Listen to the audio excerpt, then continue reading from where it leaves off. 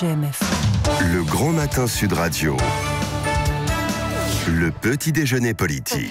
Bienvenue sur Sud Radio, il est 7h42, c'est le petit déjeuner politique de Lydia Guirousse qui est porte-parole des Républicains. Bonjour Lydia Guirousse. Bonjour. L'audition d'Alexandre Benalla va reprendre aujourd'hui devant le Sénat. Affaire d'État pour vous ou pas ? Oui, affaire d'État avec beaucoup de dissimulations qui sont inquiétantes.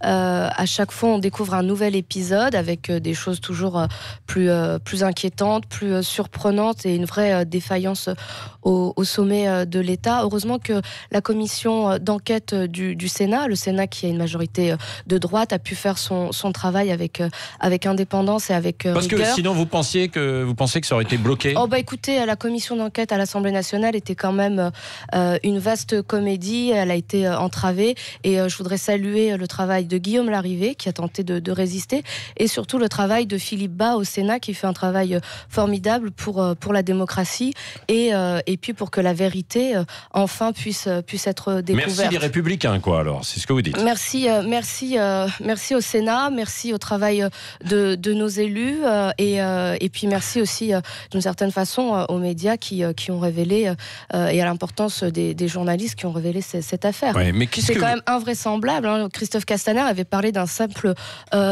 porteur de bagages. Le porteur de bagages, on apprend qu'il a un téléphone crypté, qu'il a des passeports diplomatiques, qu'il a ses entrées partout. C'est très surprenant pour un simple chargé de mission qu'il ait autant de pouvoir et autant de protection et si longtemps, y compris après la révélation de l'affaire cet été, il continuait à échanger avec le président de la République. Qu'est-ce qu'on pourrait apprendre de plus selon vous, alors, Lydia Guirousse ? Je ne sais pas, je ne vais pas m'avancer.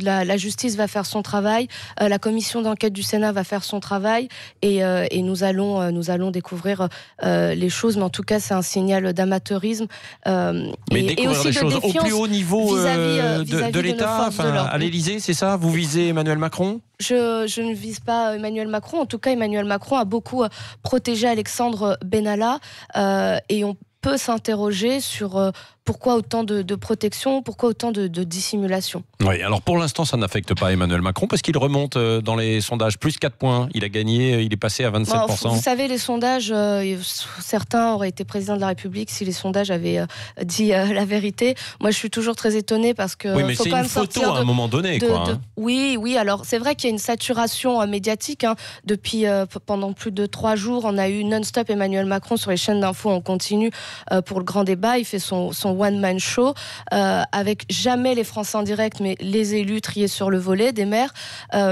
Donc effectivement, cette saturation médiatique peut peut-être avoir un impact à un moment T. Mais je pense que la défiance et la méfiance vis-à-vis du président de la République est vraiment installée. Je pense que les Français n'ont plus vraiment envie de l'entendre et je pense qu'ils n'ont plus confiance parce qu'il y a une succession de trahisons qui fait qu'aujourd'hui, il peut multiplier les one-man shows. D'ailleurs, on peut se demander, est-ce que ce grand débat et cette saturation médiatique va-t-elle être comptée sur le temps de parole de la République En Marche sur la campagne électorale qui arrive, c'est-à-dire les européennes ?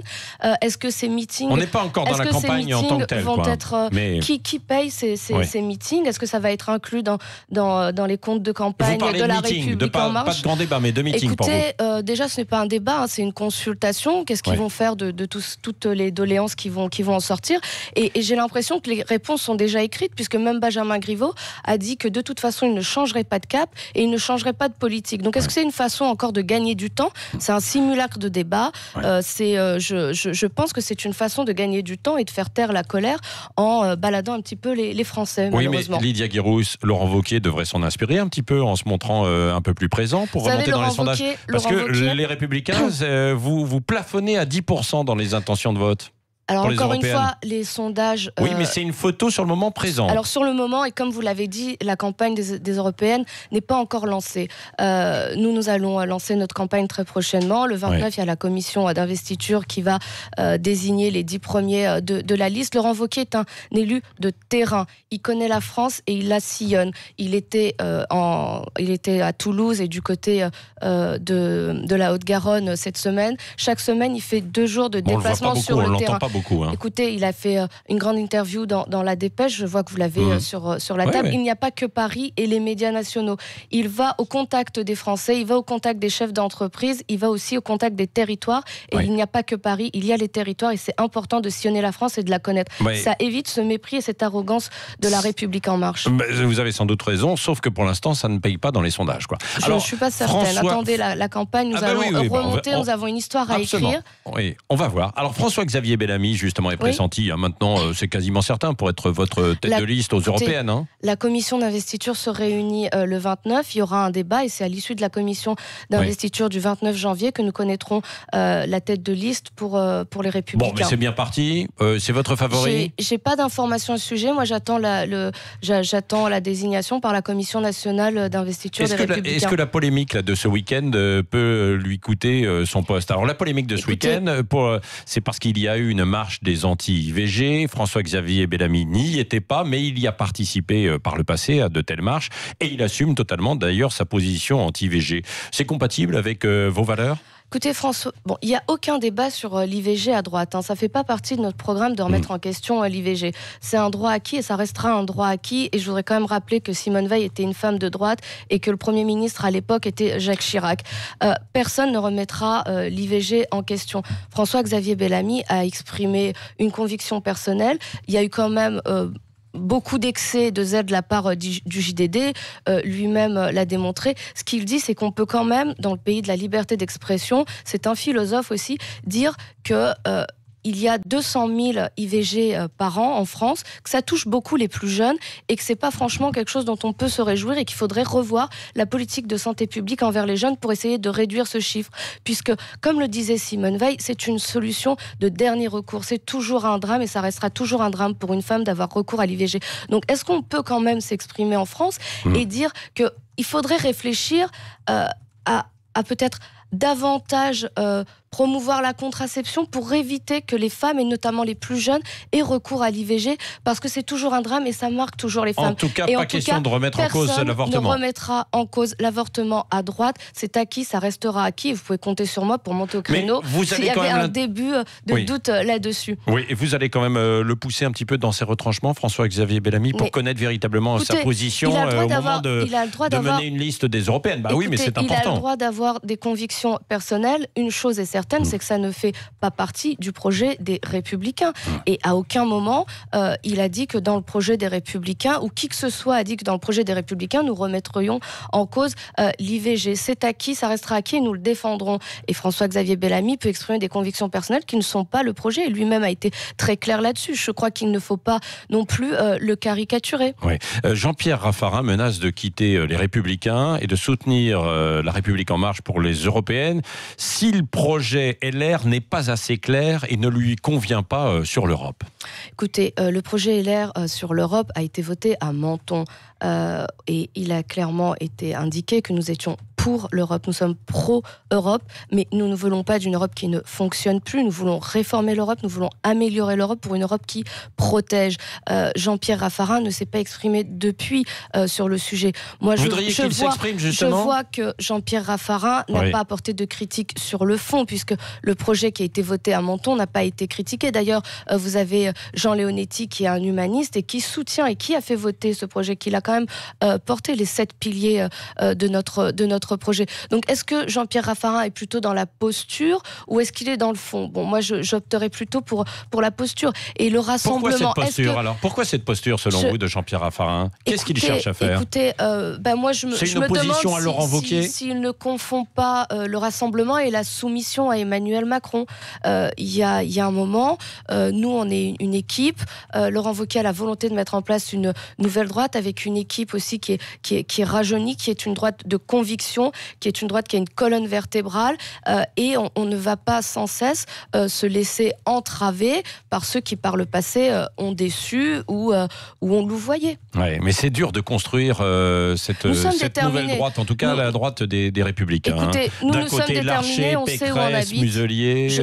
Larcher, écoutez, il y a eu les vœux du parti et Gérard Larcher était présent, il est aux côtés de Laurent Wauquiez. Laurent Wauquiez a gagné avec 74% il y a une équipe autour de lui, on a un équipage, on a un capitaine, on a un cap et on va poursuivre.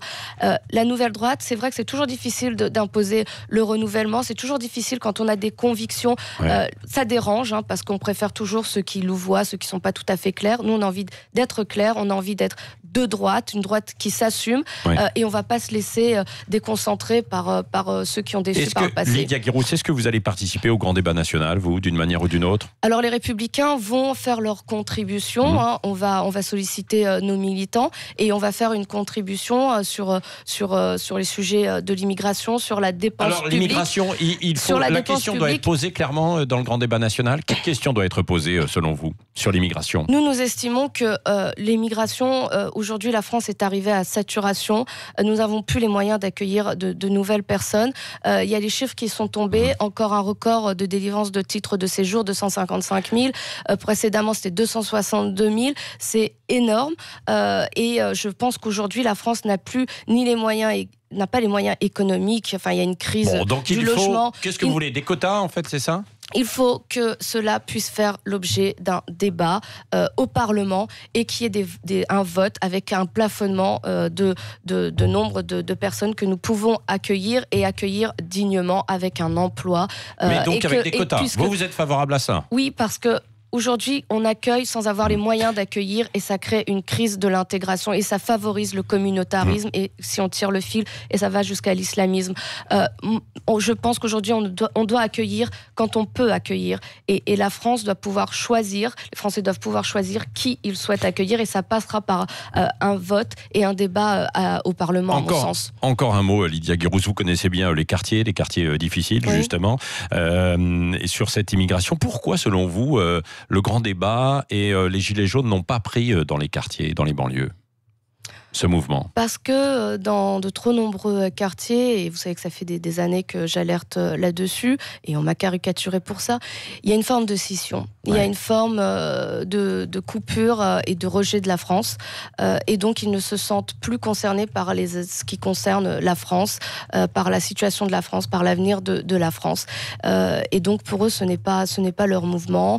Donc voilà, c'est le communautarisme qui mène vraiment à une forme de scission et de rejet de tout ce qui représente la France et de tous les enjeux sociétaux qu'il y a en France. Et c'est pour ça que nous avons besoin aussi d'une droite de conviction, parce que la France, elle a besoin d'ordre, elle a besoin de sécurité, et elle a besoin qu'on ait une identité très forte pour lutter contre ce communautarisme qui est triomphant et qui est conquérant. À propos de communautarisme et puis de rejet, vous avez peut-être lu l'interview de Philippe Val hier dans le JDD, qui se sent traqué partout, plus en sécurité, menacé, dit-il. Vous le soutenez, Philippe Val? Philippe Val est un ami, je le soutiens. On partage les mêmes combats sur la laïcité, sur la lutte contre l'islam radical. Et malheureusement, même s'il est de gauche. Et malheureusement, Philippe Val est de cette gauche intelligente, cette gauche véritablement républicaine, celle d'Elisabeth Badinter ou de Manuel Valls. On partage les mêmes combats et malheureusement, on partage aussi les mêmes menaces et les mêmes inquiétudes. Le mot de la fin, Lydia Guirousse, porte-parole des Républicains, avec Cécile de Ménibus. Oui, justement, en parlant de combat, est-ce que l'égalité femmes-hommes doit s'ajuster en fonction de la confession, de l'origine et surtout du lieu d'habitation? Jamais, et c'est l'objet du livre que j'ai publié qui s'appelle Le suicide féministe, où je démontre à quel point il y a eu des lâchetés, des renoncements, et où certaines féministes, souvent de gauche, qui sont sans arrêt dans les médias, vous disent qu'il faut le faire en fonction des territoires, comme l'avait dit la ministre des droits des femmes, en fonction des confessions. Elles sont musulmanes, donc le voile finalement on peut accepter, alors que le voile n'est qu'un objet de soumission des femmes. C'est un drapeau de l'islamisme conquérant. Et que toutes les femmes, à mon sens, ont droit à la liberté. Toutes les femmes, quelle que soit leur origine sociale, ethnique, ou quelle que soit leur confession religieuse, et sur tous les territoires. Et c'est pour ça qu'on doit être dans une véritable conquête républicaine et on doit réimposer la laïcité partout. Merci beaucoup, avec un invité surprise sur vous. Oui, bonjour Lydia, c'est moi François, le tout dernier des premiers socialistes en portant du bas tout au fond à droite. Oui, chez mon GPS déconne en ce moment. Permets-moi de t'adresser tous mes bons voeux pour cette année. Bon, la bonne nouvelle pour la droite, c'est qu'en 2019, ce sera difficile de faire pire qu'en 2018. D'ailleurs, sur Twitter, tu as comparé les vœux de Macron à un marchand de sable dans un nouvel épisode de Nicolas et Pimprenel. Alors, voici ma question, justement, en parlant de Nicolas, ton ancien mentor, s'il devait jouer dans un dessin animé pour les mioches, tu penses qu'il aurait plus sa place dans un remake des aventures de Pinocchio en Libye ou alors dans le minicum? Nicolas Sarkozy. Nicolas Sarkozy, c'est un peu mon père en politique. C'est lui qui est venu me chercher et qui m'a mis le pied à l'étrier. Et je voudrais profiter pour lui dire toute mon amitié et toute mon affection. On a échangé récemment. Nicolas Sarkozy, il a toujours sa place en politique et on a toujours plaisir. Plus que jamais, selon vous, on a toujours plaisir à l'entendre. Et est-ce qu'il doit revenir? Il a été très clair là-dessus. Il a toujours dit qu'il était en retrait de la vie politique et je pense qu'il faut respecter ses choix et il faut arrêter de forcer la main. Il est heureux dans sa nouvelle vie et il a le droit aussi à ce bonheur-là. On verra la suite. Ça peut changer. Ouais. Voilà. Restez avec nous, bien sûr. Lydia Guérouz, porte-parole des Républicains, invitée ce matin de Sud Radio. Et on retrouve Dany Moreau à 8h20 exactement. Et puis, dans quelques instants, c'est l'opinion d'Yves de Kerdrel. Quand Macron reçoit 150 grands patrons à Versailles, en pleine crise des Gilets jaunes. Restez avec nous, 7h58.